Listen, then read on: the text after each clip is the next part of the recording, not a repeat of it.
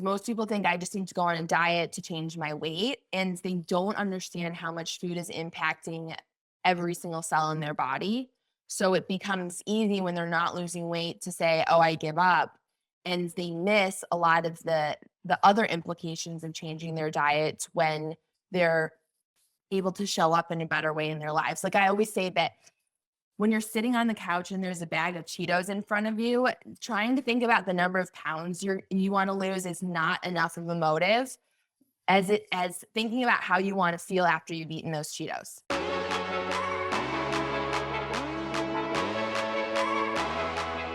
Brigid, I am so excited to be chatting with you today. For our listeners, I'll just give a brief background and then we will jump into it.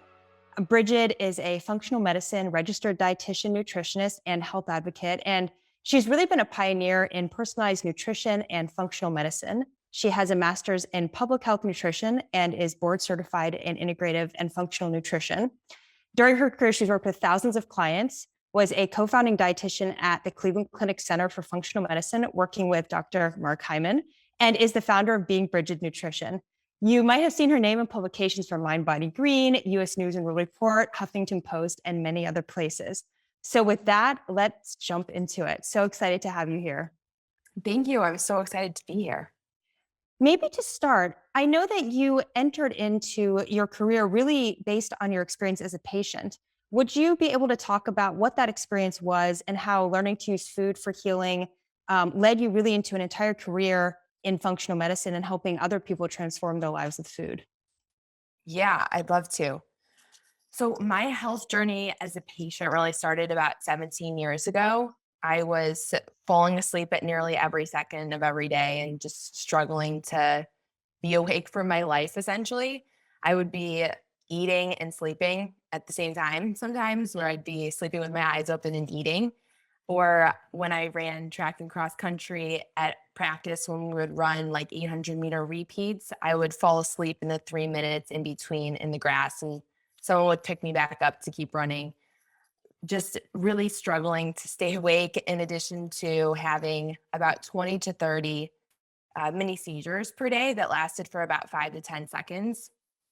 I ended up being diagnosed with narcolepsy and cataplexies, which is a neurological autoimmune condition that's also a sleep disorder. And I remember in the appointment, my doctor diagnosing me and then essentially pulling out his prescription pad and saying, "Here's the rest of your life. We're going to mask these symptoms with these drugs. You're going to continue to need more as you age because your symptoms will only get worse." And that's the plan. And my parents were really concerned because I was 15 years old. These drugs were extremely new to the market. There was no long term research on the safety and side effects. And they just asked, "Is there anything that we can do to improve how she's functioning on a day to day basis before we jump to the medication?" And the answer was very clearly no.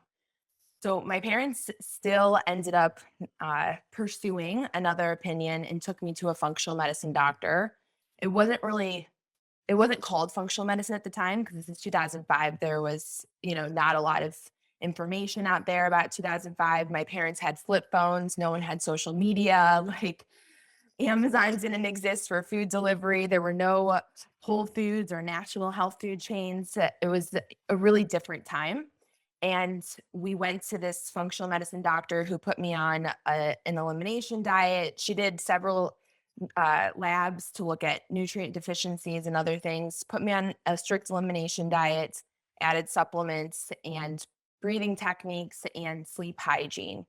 And within about 4 weeks of making the changes, it was pretty undeniable that I was improving, where the frequency of the cataplexies that I was having were becoming less often.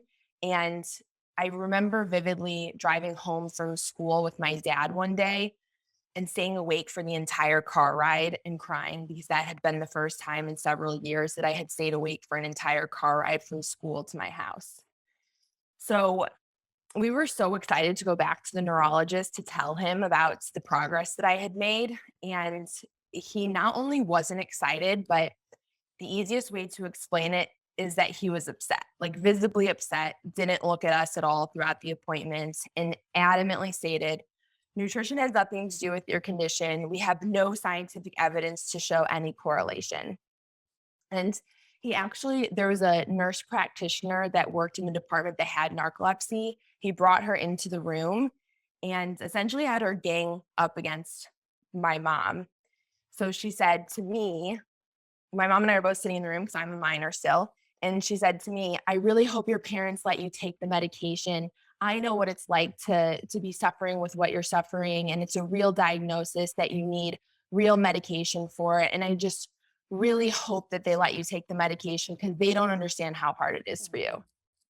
And my mom's just sitting there. I have no idea how my parents had the grit to be able to, endure what they did because they made so many sacrifices financially to see this functional medicine doctor. My mom was going to 4 different grocery stores a week and both of my parents worked and they're feeding 5 people in the family, feeding me something completely different. So they did. And fortunately, that really influenced the rest of my journey.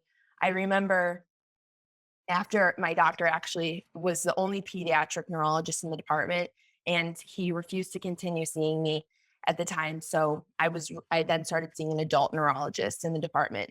And my parents are the most respectful, kind, non-confrontational people. So it's not like we were causing a scene or anything, but he just didn't agree with the approach that we were taking. And they weren't against medication. They just said, can we try a few other things before we start on medication since she's so young? Mhm. The irony isn't lost on me that this doctor was willing to put me on medications that there was no long-term research on the safety of, but dismissed the impact of nutrition because there also wasn't any research on it. So that ended up, I remember about a year after that saying to my mom, there has to be a million other people that are just like me who are going to their doctor and being diagnosed with a condition that's either created by or exacerbated by nutrition and lifestyle, and who aren't being given the opportunity to take their health into their own hands. And I'm going to help those people. And that was really when I decided to become a dietitian, not because I was interested in helping people learn how to count calories for weight loss, but really because I believed that food is medicine. It needs to be a central part of people's treatment plans, and it impacts how we feel on a daily basis and the capacity and energy that we have to show up for the world and all the things that matter in life.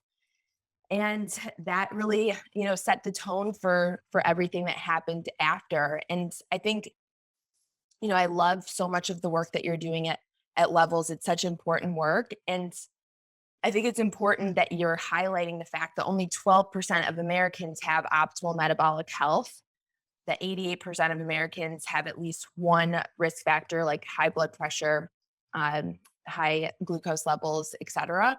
But I always think about the 12% of people that have optimal metabolic health. And when you layer in autoimmune disease, GI issues, arthritis, and joint pain, you're left with virtually 0% of the population that doesn't have a symptom or condition that is not influenced by nutrition and lifestyle.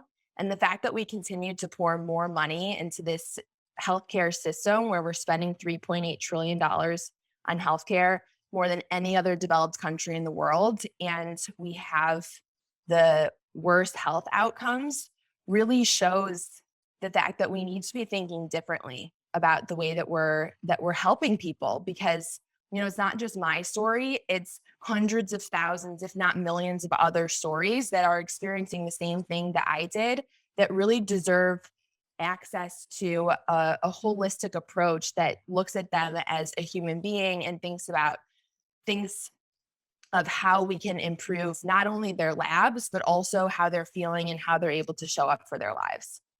Yes. Yeah. Well, first of all, thank you for sharing your story. I think it's so important to have a voice put to those kinds of experiences. And I know it's really been the mission of your career in many ways to take that voice and empower other people to have their own journey with medicine and food. But like you say, where they're at the center of it. And I think something that really excites me about Levels and your work is as you shift to a more holistic approach, and of course, there's an entire tradition of Eastern medicine, if we can call it that, that I think is now coming to interface more with traditional Western medicine.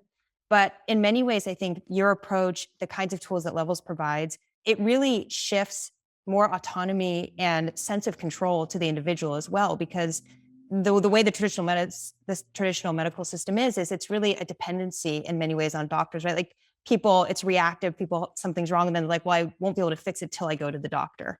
And one thing that I love about what you do is it's like actually you can start healing yourself right now through choices that are available to you at your fingertips. It's really about what you choose to select when you eat and how you move your body and everything.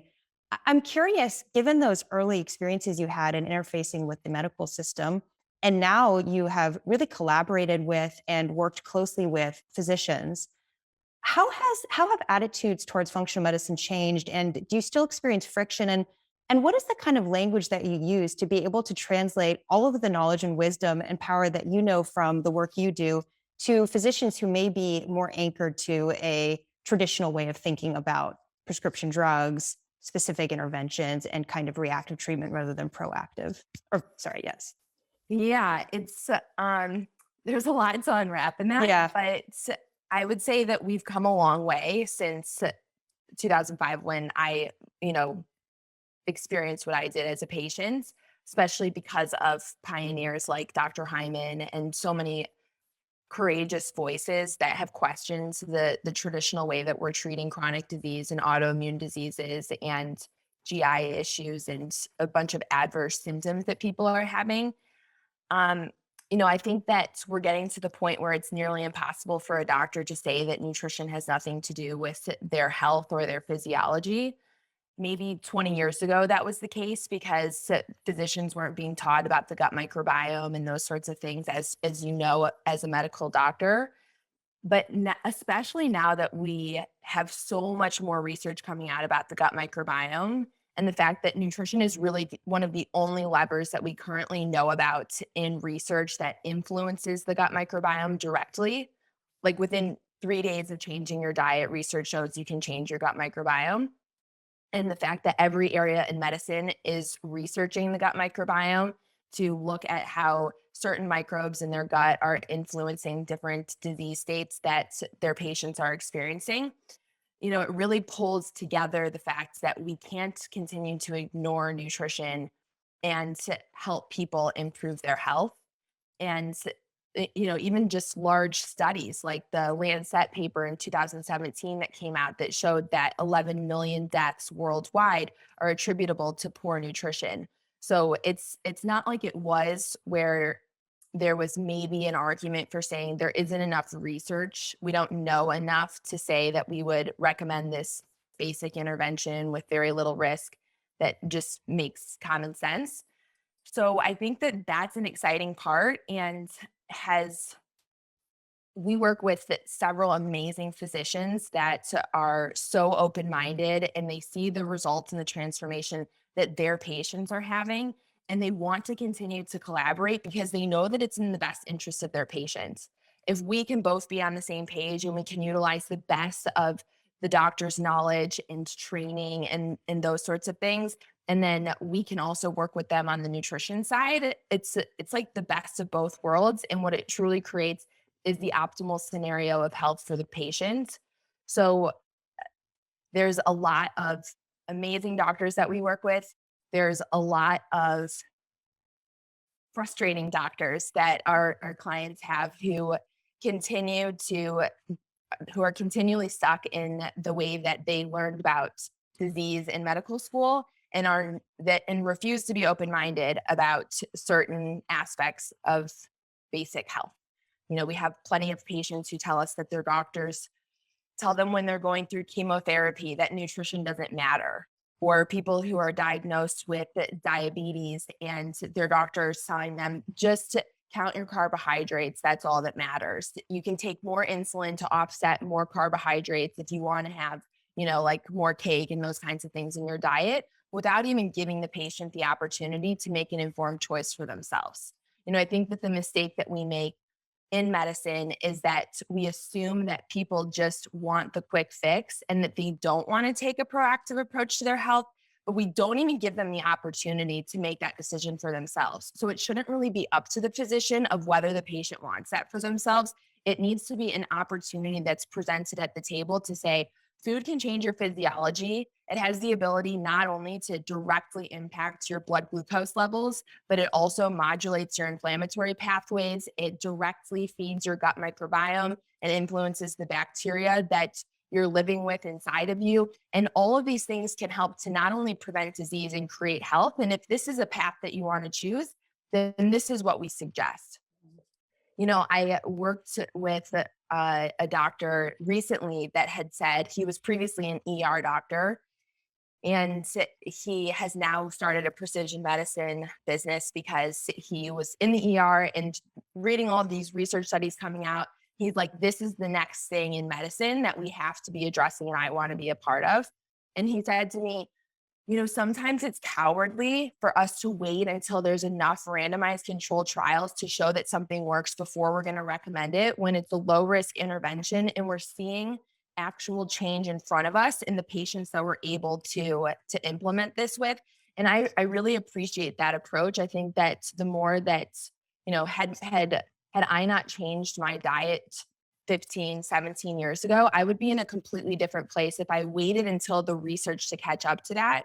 And I think that it's important for healthcare practitioners to continue to stay open minded to new ways of thinking, new advances in science that really can change people's lives. I completely agree. And I think it's really exciting that we're starting to see that shift because, like you say, let's call it traditional medicine has done amazing things and there have been Amazing. amazing things to come from that, right? And also there's a lot of evidence that many of the things we're doing are not working, right? So even from that perspective, and if we take on the startup mindset of experimentation, there's something to be said for doing things differently. And I think, of course, I agree with you. There is large amounts of evidence to suggest that these kinds of diet, lifestyle, um, other kind of interventions in that under that same umbrella are hugely powerful. But even in the absence of that, I think there's an argument to be made that it's time to start trying different things when we think about what healing and medicine are. I know that traditional physicians think in terms of vital signs like temperature, blood pressure, heart rate. When you're evaluating and measuring someone's holistic health, are there additional vital signs that you use in your practice to get a sense of how someone is doing? Uh, yes. So we do look at certain labs to be able to see what the role that food is playing in, I'm not a doctor, but there's a lot that you can learn from how a person would benefit from changing their nutrition by looking at their labs. But I think that it all starts with helping people understand that they need to start to listen to their body and the signs and symptoms that they're experiencing, seeing those as the body communicating that something is off, and being able to understand how to use nutrition and lifestyle to correct course when you are experiencing those symptoms. And a lot of times people think that things like their migraines or their constipation or their acid reflux are just randomly happening to them, and they don't stop and pay attention to the the root causes that are impacting and exacerbating those symptoms on a daily basis. So we really start with teaching people how to take ownership of their health, to pay attention to these signs and symptoms, and to not outsource their health so much, and instead to take more of a proactive approach to listening to internal signs and symptoms to be able to navigate what works best for them versus what the experts are saying. And we look at that through a few different ways. One is food symptom journaling to help them understand the foods that they're putting into their body, how it affects how they feel and the energy that they have, since every meal that you eat is going to impact your energy to some extent.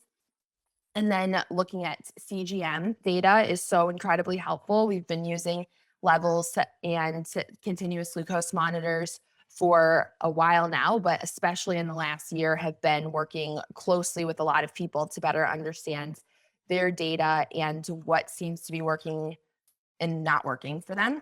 And then we look at the energy levels that people are having on a daily basis and where they are having the most fatigue, what they're doing around those times, and also looking at their bowel movements, because I believe that bowel movements are one of the greatest indicators of a person's nutrition. I actually recommend people start tracking their bowel movements before they start weighing themselves on the scale, because it tells you so much about what you're absorbing and digesting from the foods that you're eating.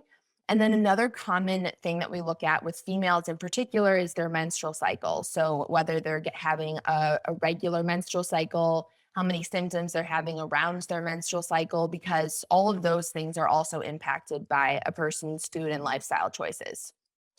It makes so much sense. And I especially appreciate the bowel movements and the menstrual cycle tracking, because I think those are things that often get overlooked in a traditional physical exam, in part just because of embarrassment, which I think actually plays a larger role in healthcare than we think, in terms of both the questions that physicians ask and the information that patients will supply. At least that was my experience. Um, I'm curious. So then, as you get to the step of intervention, and there's been so much talk of which diet is the healthiest or not, and as we all know, there are phases of Atkins and keto and paleo and vegan and plant based. Based on your experience, how do you select the diet that you think will work best for the person? Or if someone is doing this on their own, how should they think about how to make sense of all of these options available? And honestly, if you Google any one of those and you are looking for supporting information, you can probably find something to convince you to either do or not do it. How do you make sense of all of that?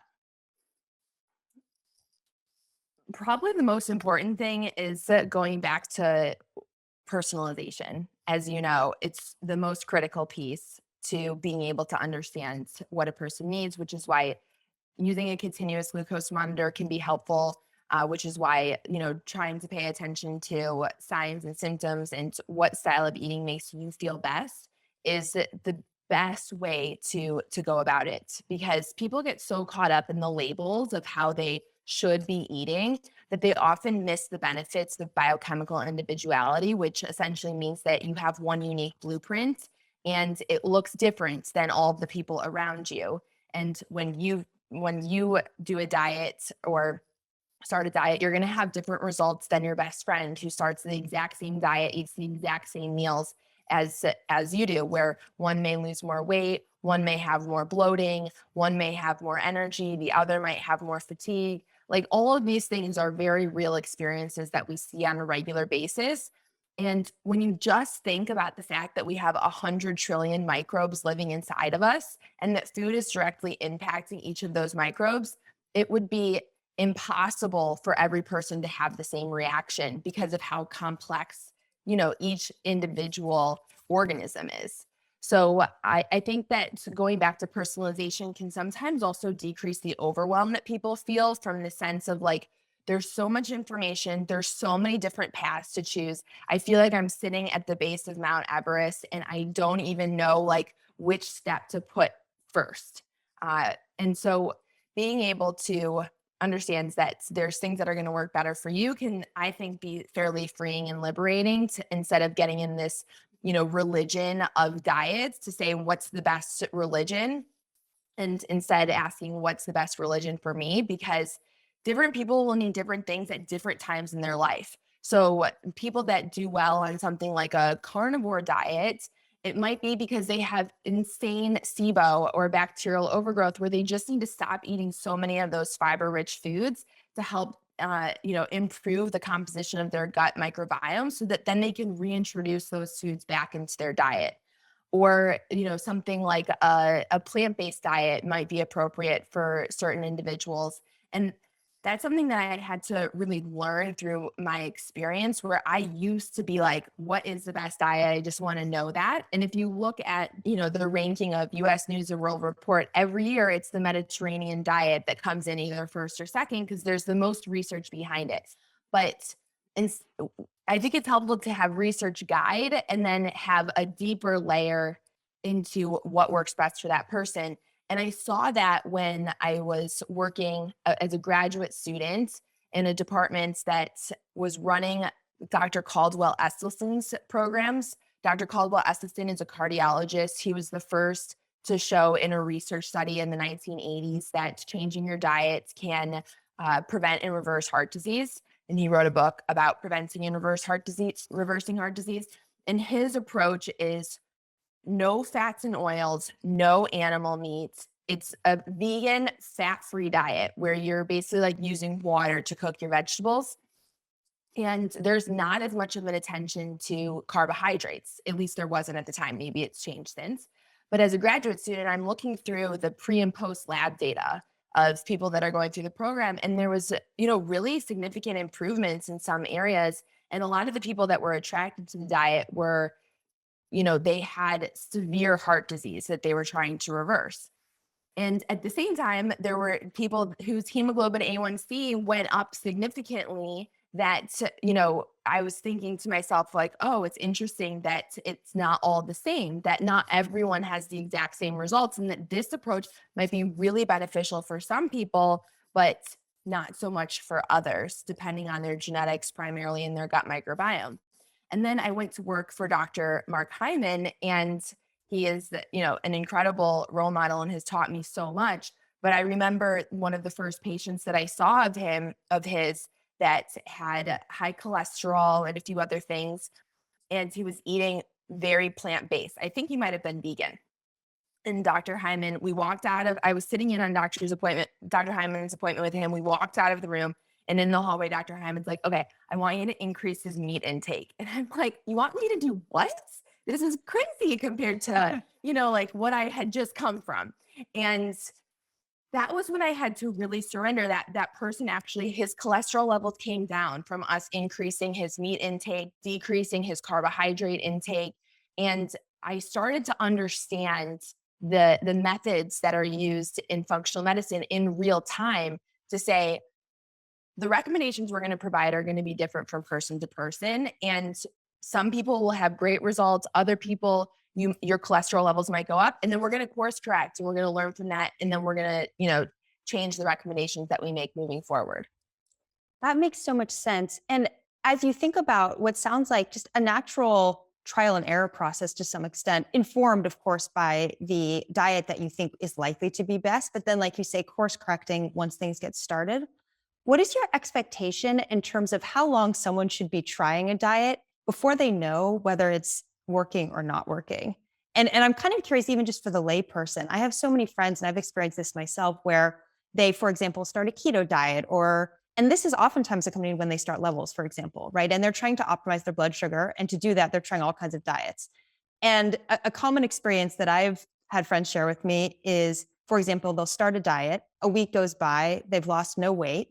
Maybe their blood sugar is controlled, maybe not if they're not on levels, who knows? But essentially, they get to a week or 2 weeks and they're like, I'm doing everything right, but I'm not seeing any weight loss or whatever the objective might be. Is there a time period in which you say, okay, course correct, or is it like stick with it? How do you balance that? Yeah, that's a tricky one. Because sometimes it is just a matter of needing to give it more time. That the human body physiology, the gut microbiome, it doesn't completely change overnight, although we know that it will, you know, adjust itself even within 3 days of changing your diets, that for changing true biomarkers and sometimes seeing changes in glucose levels, it will take several months for people to see those results. And everyone is so quick to put the investment in and then expect the return, right? It reminds me of a medical assistant that I used to work with, and I had helped her with her nutrition. She came into me a week later and she was like, Brigid, this diet is so hard and I've only lost 2 pounds. And I said, oh, Ashley, that's great. She said, no, the level of effort and energy that I'm putting into this, it should be way more than 2 pounds. Like the energy to benefit ratio does not match. Mhm. And I think a game of patience. And a lot of times when I'm working with people, even who have been doing something and then they reach a weight loss plateau, that are like, I'm in this weight loss plateau. What should I do? And often I'm like, I want you to keep doing exactly what you're doing and to stop thinking about the weight loss plateau. I want you to stop sabotaging yourself by thinking that something isn't working because you're not seeing the direct feedback. You need to continue to remind yourself that you're improving your metabolic health, you're feeding your cells with optimal, nourishing information, and that over time, you'll continue to see the results, but you have to stick with it for long enough in order for you to to get the return on investment, essentially.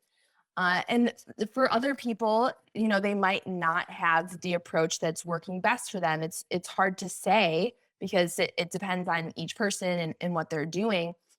There was one client that I worked with that was using levels, and she had been doing for the whole previous year a strict ketogenic diet and working with a really popular and well established diabetes reversal coaching program using a ketogenic diet. And her cholesterol levels continued to go up. They were at 270 when I started working with her. Her insulin levels continued to go up. Her hemoglobin A1C continued to go up. And she was told, you're probably just not doing it right. You're probably like not in ketosis. And she showed me all of her ketone markers. And I think sometimes too people just dismiss others because they're like, well, if my approach isn't working for you, then you must be the problem, instead of us needing to figure out what isn't working for you and why the plan isn't working for you. So for her, within about a 6-week period of time, after increasing her carbohydrates, decreasing her saturated fat intake, her insulin went down by about 5 points and her cholesterol levels came down by over 30 points.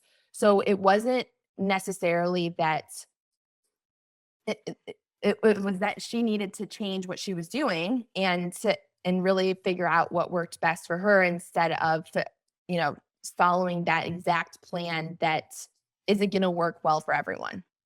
It's so interesting because when we zoom out and we think about nutritional guidelines that have traditionally been given in the country, where it default assumes that all of our bodies will respond in the same way, which really, I'm sure many people remember as children, for example, drawing the food pyramid, right? And you being quizzed on it in school and knowing that the base is carbohydrates and all of those things. And then that was then replaced by my plate.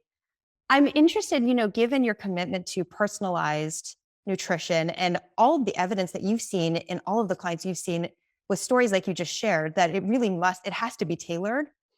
How do you think about those standardized recommendations and how to really move our collective mindset away from that towards really eating for optimal health as it is for each individual? Yeah, it's tricky because I feel like you have to have some level of guidelines based on, what generally speaking, we know that increasing fiber intake is going to work really well for everyone unless they have small intestinal bacterial overgrowth and it's creating more bloating. So that's a great sign. Like if you're increasing fiber in your diet and you're getting more bloating from onions and garlic and, broccoli and cauliflower, then it's probably a sign that you have some imbalances in your gut microbiome that need to be addressed. But for everyone else, fiber is an essential component that is hard to argue against. Things like phytonutrients, getting more color in your diet, vegetables, fruits, nuts, seeds. It's hard to argue against the benefits of those foods. And so I think that to some extent we do need some national recommendations. But the question really is, are the guidelines that we have today based on true evidence that isn't swayed by industry? And that's where food science becomes more tricky because so much of the research is actually funded. 70% of the nutrition research is funded by, the top processed food companies essentially in the country. They call themselves the leading nutrition companies, but they sell primarily processed foods, which is why I refer to them in that way. And this was something that I experienced when I was in graduate school getting my master's in public health nutrition when I was in Washington, D.C. And I went to the Dietary Advisory Committee meeting. So the Dietary Advisory Committee is appointed by the USDA and the Department of Health and Services every 5 years. They take the leading nutrition experts, put them on a committee, and basically say, sort through all the latest research and tell us your advice and recommendations on how we should change the guidelines that influence not only what is recommended to the public, but also it informs are every nutrition organization that accepts federal funding. So, like the SNAP program, which used to be referred to as the food stamps program, women, infants, and children, the school lunch and breakfast program, where taxpayer dollars are supporting the rollout of these foods that are based on the guidelines that are established by the dietary guidelines for Americans that are released every 5 years. So the the dietary advisory committee meeting that I attended, they had approximately 75 people in the room, and they were each given about 2 to 3 minutes to speak on behalf of whatever food they were there to represent. So you had people there from like the American Beverage Association, the American Dairy Association, the National Dairy Council, the American Candy Association. These are organizations that I honestly did not know existed before being at this meeting. And there was one doctor and there was one dietitian that stood up for the 2 to 3 minutes to talk about the importance of nutrition interventions. Everyone else was there to say, here's the reason that candy should be included in the dietary guidelines, because it helps bring people joy, and people are stressed, and people, have a sense of pleasure from eating candy. You hear the research that they're using to influence their recommendations, that they're giving to the advisory committee meeting, or to the advisory committee. And I remember in that meeting just questioning so much, are the recommendations that are nationally given, are they based solely on evidence? And are they really in the best interest of Americans who, 60% of Americans in the latest dietary guidelines for Americans reported adhering to the nutrition recommendations. So when you think about the fact that 60% reported that they adhere to the recommendations, and then that we have 60% of Americans that have at least one chronic disease and 40% of Americans that have two or more chronic diseases, it's like, is this really working? Is the way that we're approaching things really working? Because right now in the recommendations, it states that 50% of a person's grain consumption should be whole grains. That means 50% of people's grain consumption can be refined grains based on the national dietary guidelines that are not only informing what people think is healthy, but it's influencing what is covered in food stamps and in WIC and is fed in the school lunch and breakfast program. And it just makes you question the way that we're doing things, not only in the way that we're not addressing nutrition and medicine, but also then on the other side, how the processed food industry is feeding into many of these recommendations. And they spend over $50 million annually in lobbying to influence health experts in the federal nutrition guidelines. And it's really concerning. Absolutely. And when you stack on top of that, that many of these foods that are being lobbied for are really pretty addictive. That's a strong word to use, but I think there's good evidence that they are. So then you have a situation where even if someone starts by following the guidelines, like you say, now they're eating foods that they actually really like and that have an addictive feedback loop. So there's a lot of then momentum for people to continue following those guidelines because it's foods that are enjoyable to eat. And even if then someone says, well, actually, these guidelines aren't really working, want me to try something else out, at that point, that person is already pretty hooked on the foods that they thought were healthy that they now have a dependency on. And I'm kind of curious, this is shifting gears a little bit, but we've talked a lot about the food aspect of the work you do.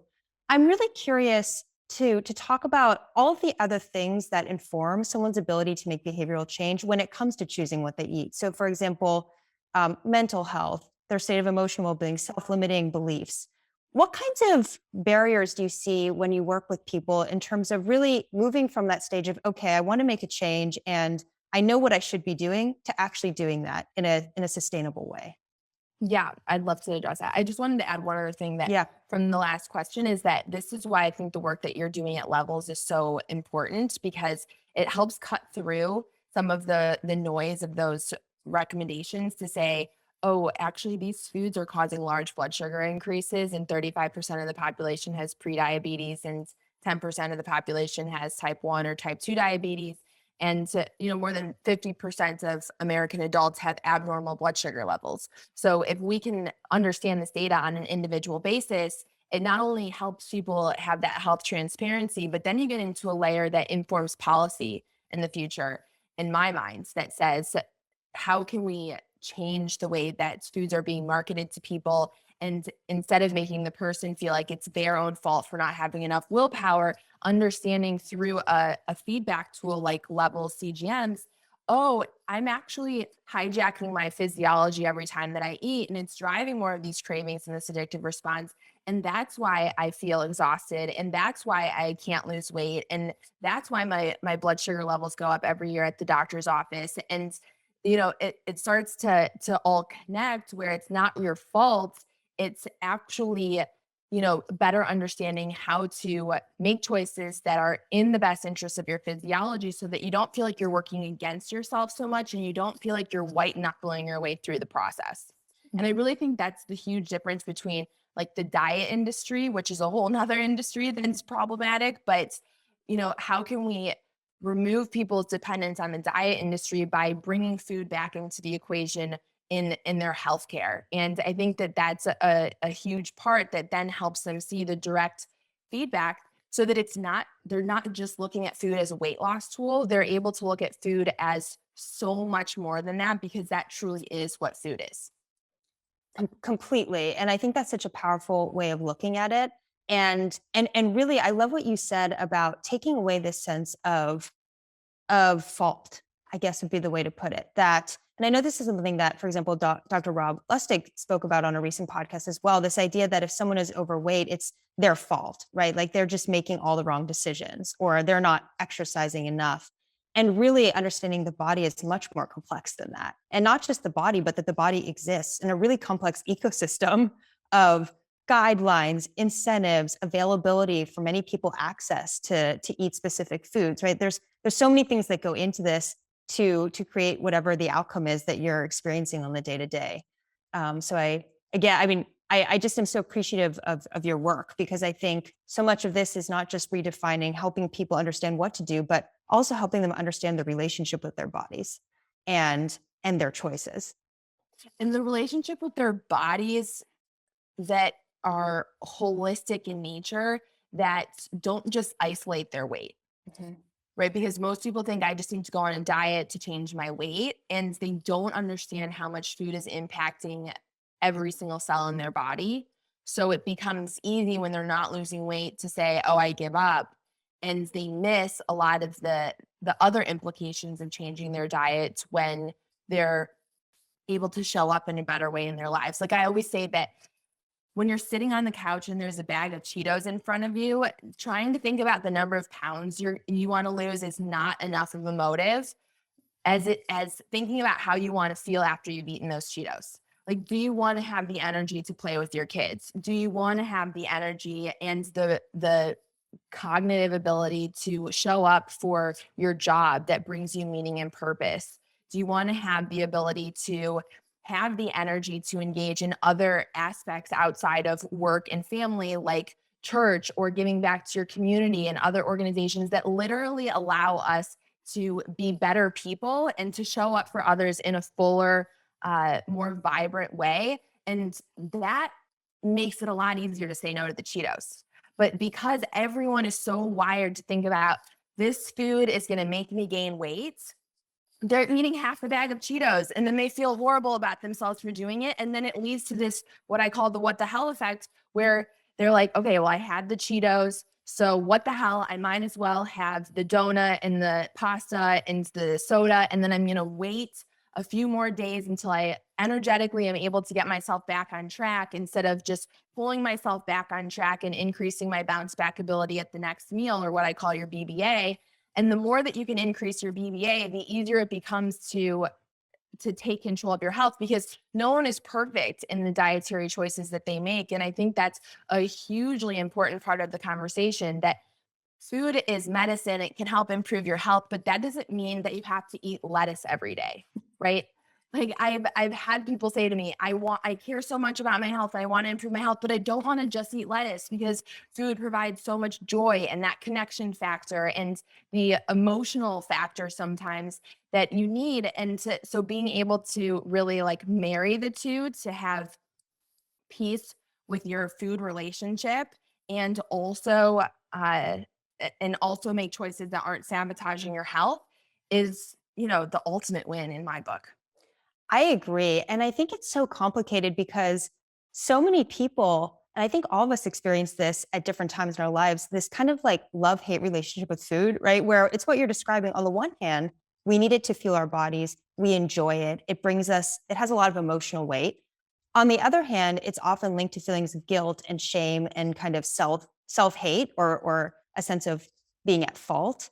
And I think those dual tensions are a narrative that actually takes up an immense amount of emotional energy for many people all throughout the day, year after year after year, as they go through different life phases. And I love the way you're describing that you're helping people to unpack that a little bit and to find ways to navigate that towards something that is much more about the humanity of making the best choices you can, knowing that there's variation and every day will be a little bit different. And like you said, you can always bounce back. I'm curious in your experience with all of the people that you've worked with, does this tense relationship with food, if we can call it that, is it more common in women? I know that women get a lot of kind of there's a lot of talk about this when it comes to women, but is it also something that men experience? And what has been kind of your experience with the overlay of gender with all of this complex relationship with food? Yeah, I think it's a great point to bring up because I was shocked when I started working with a lot of males in my own nutrition business that are executives who stress eat and have a lot of feelings of guilt and shame around food and don't feel good about themselves when they're on camera being interviewed for an interview for work or something, but they don't talk about it as openly as females. So what females, I think that the shame around food and feeling bad about yourself related to how you look and feel is happening in both males and females, but females are more willing to admit that it's something that they experience and deal with, and men it's kind of like happening behind closed doors where they have a stressful day and they go home and they stand in front of the pantry and they stress eat when no one else is around, and then they feel really bad about themselves, but it's the only coping technique that they know of at that time in their life. And so it's a repeated pattern that they continue to do that they feel bad about, but they don't really know how to escape from. Yeah, no, that makes so much sense. And are there other self-limiting beliefs that you come across commonly that get in the way of people achieving what they'd like to achieve when it comes to food and their health? Oh my gosh, so many.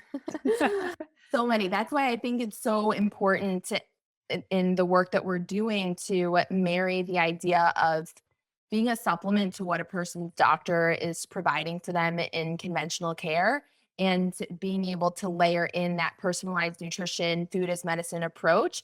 But equally important, the community aspect and the coaching aspect, because people need to be led through a lot of those limiting beliefs. And that's where the coaching part can be so huge in improving their results and their outcomes and helping them lean into their potential and possibility versus thinking about all the reasons that they can't do something because of who they have been in the past.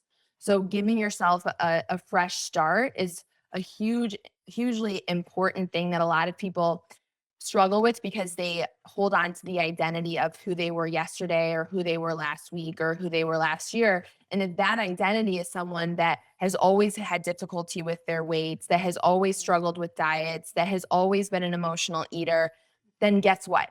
You never give yourself the opportunity to lean into what becomes possible if you can remove those labels from yourself and be completely open to the unlimited potential that every human being has. And so we see a lot of limiting beliefs. So we see people that are told that their genetics are the cause of their condition, that because their dad had a heart attack at 50, that they're going to as well. And that's why they need to be on these medications. A lot of people who have limiting beliefs around the time that they have, where somehow they find 45 minutes to scroll through social media throughout their day, but they don't have the time to think about what they're going to prepare for dinner. People who think they don't have enough energy to commit because they don't understand easy repeatable cycles for meal prepping and planning and those sorts of things, because it's a lot of energy when you're starting something new to learn a new, habit, skill, anything. And once it becomes more routine, it's actually not a lot of energy at all. It's just, your default, but it's that initial on ramp that I compared to, like, water skiing, where you have to pull so hard in order to just get up from the water. And that's the absolute hardest part.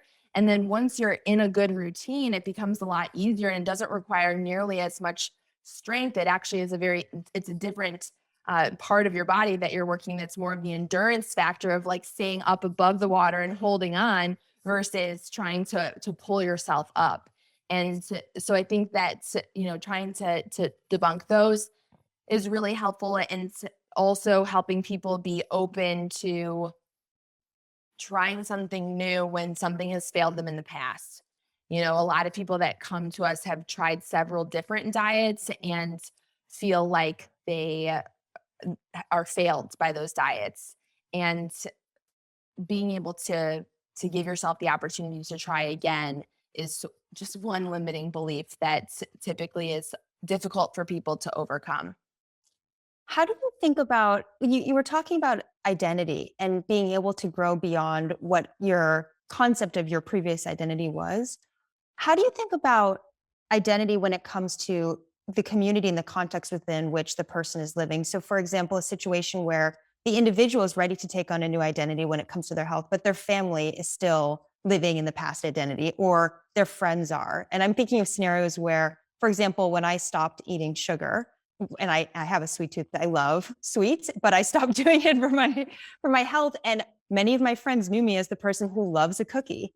And so when I first started that, and we'd go and we'd be hanging out and there would be a cookie, and I was like, oh, I'm not going to. There was actually a lot of friction where people were like, what? You love cookies? Like, this is crazy. You're being so intense about this. How do you help people navigate when their identity is in some ways changing faster than the collective identity around them? That's a challenge. And I think that so much, when people say that you are a product of the five people that you surround yourself with most closely, it's not just as far as, like your business and your family and those sorts of things. It's also about the way that you choose to take care of your health. And I understand and recognize how important it is just in my own health journey. Like, I was talking to my mom actually on the phone last night, because we still sometimes reflect on everything that my parents went through. And I consider them to be my health heroes. Like, had it not been for them, I would have just said, I want the medication. I argued against the approach that they were trying to take. And my mom did all the grocery shopping. She made all the meals. I don't know if I would have had the energy to actually do that for myself. And I also wouldn't have had the buy-in. Like, she held the belief for me until I could hold the belief for myself. And I think sometimes, like, I was just talking to someone that was recently diagnosed with Parkinson's disease. And I said to him, the hardest part at first is holding the belief that what you put into your body will impact how your disease progresses. And that's a hard thing for people to acknowledge. And so I think that you need some form of community. For me, I was so fortunate to have my family who made so many financial and energetic sacrifices. And if that's not your family for you, then this is why something like our group coaching programs can be so effective, because it puts you in the room with other people through Zoom, um, but puts you around people who have made the choice to say, I no longer choose to continue doing this to myself, and I want more for myself. And even if my family can't accept that that's the place that I'm at, or my friends can't accept that that's the place that I'm at, being around like-minded people who are committed to this reinforces to me that I'm not crazy, that this is worth pursuing. And then when you see other people who are making changes and seeing progress and results, and they share on a group coaching call, like, yeah, my doctor just decreased my medication, cut my blood pressure medication in half, or my endocrinologist just cut my Hashimoto's medication. Then people are like, whoa, that's amazing that that happened to them. I need to continue, going against the resistance or friction that I'm facing in my own life, because I want to lead by example. And I always say to the people that go through our programs that you're not going to lead others in your life by trying to beg them or convince them to do the things that you want them to do. Like if you're choosing to stop eating sugar, nagging other people about eating sugar is not the way to do it. But simply leading by example is the most powerful way to get buy in from other people around you. And so initially, that's hard to have to be the leader and to have to say, even though other people around me aren't choosing to take the path of most resistance, I choose to do that because I know at the end of the day, it will create a path of least resistance that we either pay now or we pay later. So I'm choosing to pay now and to hopefully save my family from having to pay later with all of the healthcare burden costs, the emotional strain of going through diagnoses, and in order to help prevent as many things as I can prevent. So I think that, what it comes down to is continuing to reinforce to yourself that you're doing, something that's in your own best interest and that unfortunately that's not the norm in society. Yeah. And if some friends have taken inspiration from the changes that someone is making, and I'm thinking I have friends who have asked me, okay, well, I want to start doing something, but I don't really even know what I'm supposed to be eating, what I'm supposed to be doing. And for example, they say, I look at the nutrition labels. I know that there's things on there. And for a while, of course, everyone was like, you want it to say 0 grams of fat, right? Like that was a fat, and everyone understood you can look at the fat grams and it tells you something. But as we've been talking about, it's since gotten a lot more complex than that, lots of different types of guidance. In your opinion, are there one or two things that people can look at on a nutrition label when they're at the grocery store and get just an 80-20 idea of, is this something that I should be eating or not? I'd say the first place to look is always the ingredients. The advice that Michael Pollan gave so many years ago in the books that he wrote and, really, I think was such a pioneer with. He recommends looking at the food label and paying attention to ingredients that are recognizable that you can pronounce for the most part, that don't have 50 ingredients in them. And that's really the best place to start because you could have a keto product that has 0 grams of added sugar, but it's filled with processed ingredients. And even if it's creating a great glucose response, it's not necessarily feeding health. And so I think that trying to incorporate more foods that have those ingredients that you can recognize that are a shorter list and are things that can help to improve health, just generally speaking, is really the best place to start. And I'm always amazed at how much people say that they pay attention to the ingredient list, but then don't when it comes down to like them asking me about a certain product that they're eating. And this is the same person that told me that they're reading the ingredient list of everything that they consume. And even I myself, like I love these apple cider vinegar drinks. And my husband and I went to the grocery store and I thought that I was buying the lime, but I bought the honey one that has, 7 grams of added sugar in it.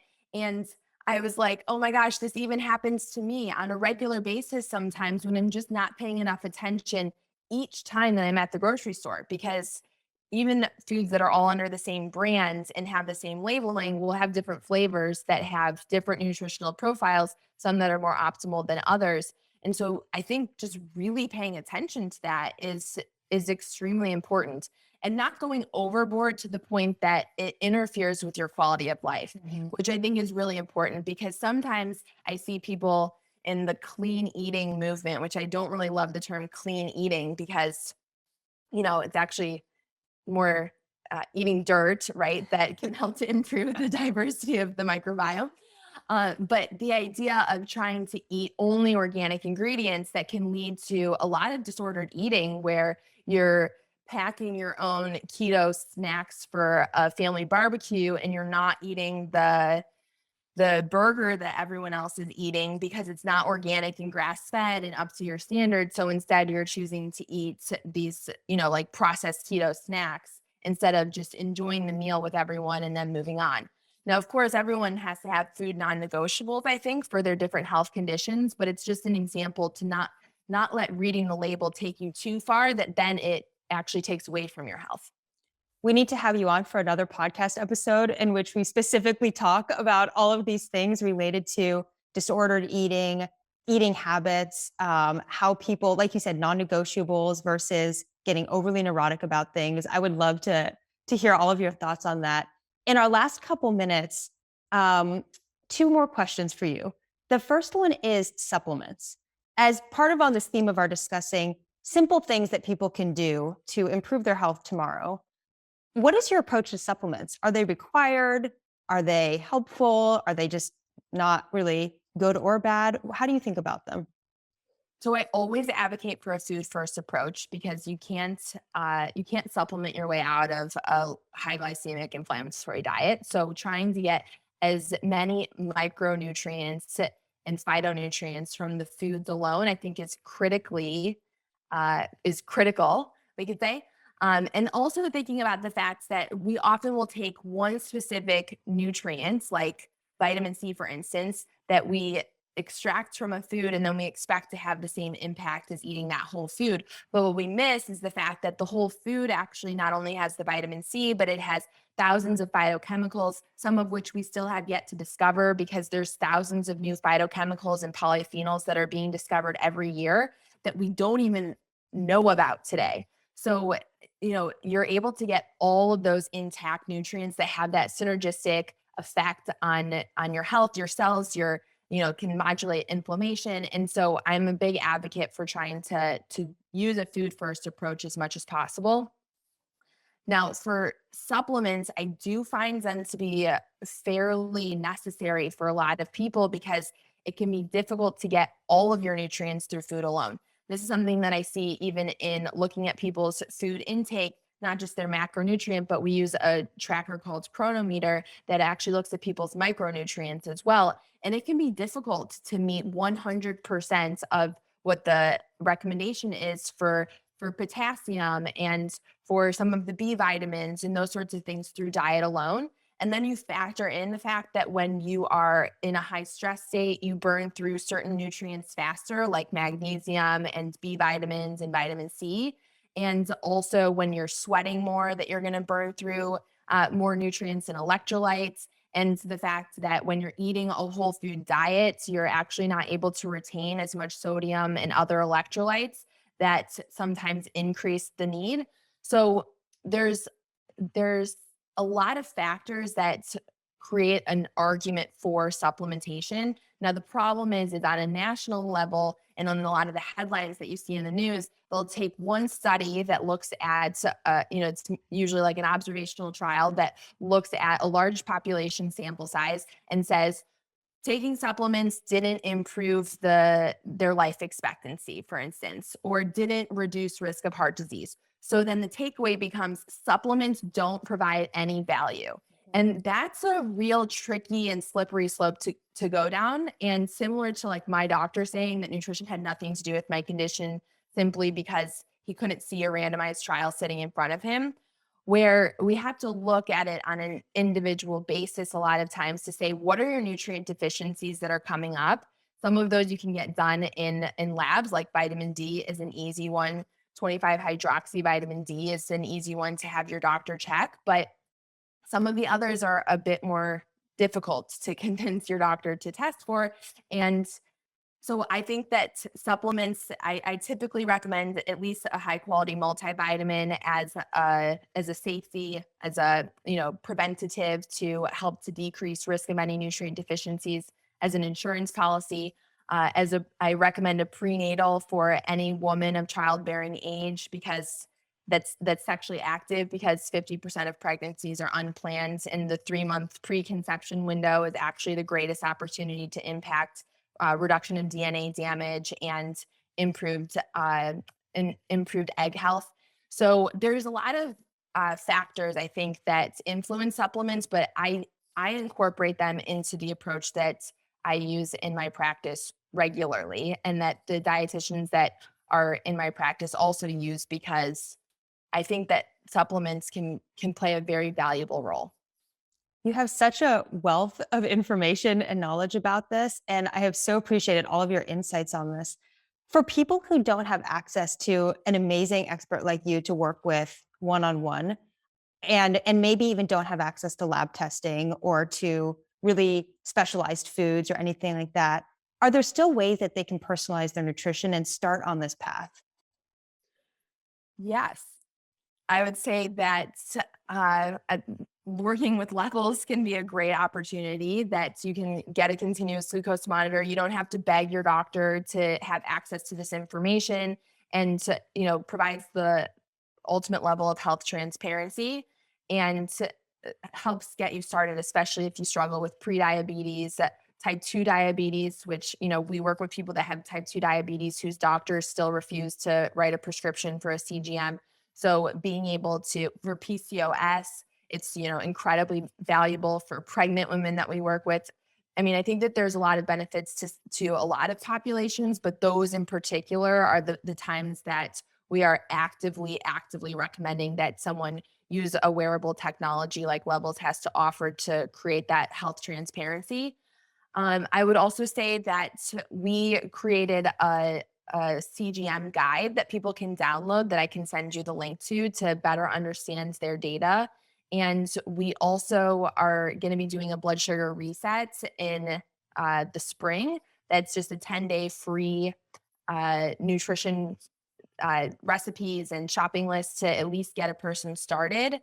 And in addition to that, I would say start paying attention to what you eat and how you feel and using that as your guidance because we're so quick to use external data and not quick enough to use those internal signals that we're getting from our body to really be the guide. And I think that at the end of the day has to trump all. Such great suggestions and recommendations. Is there anything I haven't asked that you want to make sure to share with the listeners? I think we covered it all. Sounds great. Well, like I said, I've learned so much from this. I think it will be really interesting for everyone listening. And I hope we can have you back to really, we could do a podcast on any one of the answers you gave and just dive really, really deeply into it. That's true. Right. So we'll put that for something in the future to look forward to. I so appreciate your chatting. And Brigid, for people who want to learn more about your work and follow what you're doing and join some of your offerings, how can they reach you? They can go to my website, which is at beingbrigid.com. Being, and then my name is spelled Brigid, like rigid with a B at the front of it. And that's the same for all of my social media handles as well. Amazing. I'm sure many people will be checking you out because this has been so helpful. Thank you.